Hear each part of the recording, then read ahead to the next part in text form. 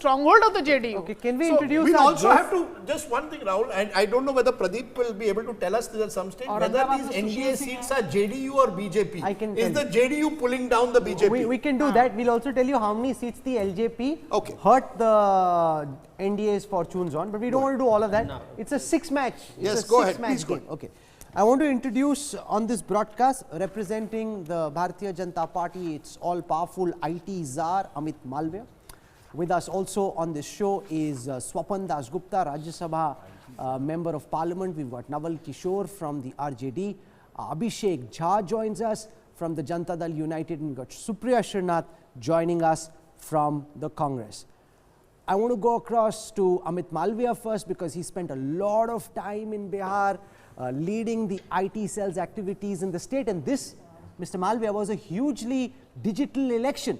Much more than any, we are increasingly becoming more and more digital, but because of the pandemic, why don't you at the outset explain to our viewers how this was more driven by technology than any election that you've been a part of and that you've dealt with in the past?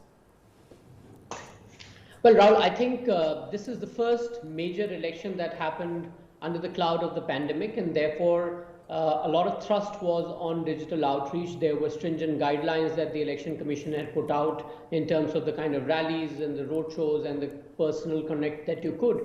The BJP did have a lead in reaching out to people using various digital mediums, whether it was digital rallies that we did, virtual rallies, and all of them were very successful. But clearly we have to understand that elections are a lot different from how we perceive it, because people vote on several considerations, and if the numbers that we are seeing on your channel and some other channels that have put out, it seems to suggest that they are all in one direction. They seem to suggest that there is a vote for change, and I can only reckon that after you've been in power for 15 years, there is a certain element of fatigue which sets in. There is an anti-incumbency, and we did gather that there was some disenchantment with the Chief Minister, perhaps because of the last few months of COVID and a very large migrant population coming back, livelihood, perhaps the perception that it could have been handled better, the last mile delivery of ration and so on and so forth. So these were issues that but what's remarkable, Amit, as I study the sounding data. like you're sounding for once, Amit Malviya, like you're making a concession speech. No, he's only looking at the data. Very tough. He's only looking at the data. No, he normally challenges data. This time he seems to be accepting the data. Well, Rajdeep, you know, unlike what you would want me to do, I don't want to pick up a quarrel with data, because the actual result is going to come on the 10th. So I don't want to tell you that you have got this wrong, because if you get this wrong, you will know on the 10th. Why should I, pick up this quarrel with you? Your Twitter feed will know, your Facebook page will know, so you better watch out. But the interesting... Amit Malviya will say egg on face. He will make sure that everyone says egg on the face of Rajdeep. Okay, but the thing is that the anti-incumbency is against Amit Malviya, Nitish Kumar. As we traveled, as we look at the responses coming in, the central government and the Prime Minister himself viewed very favorably. So explain this dichotomy. The same voters who are unhappy with the state government are saying, but Modi ji is doing a good job.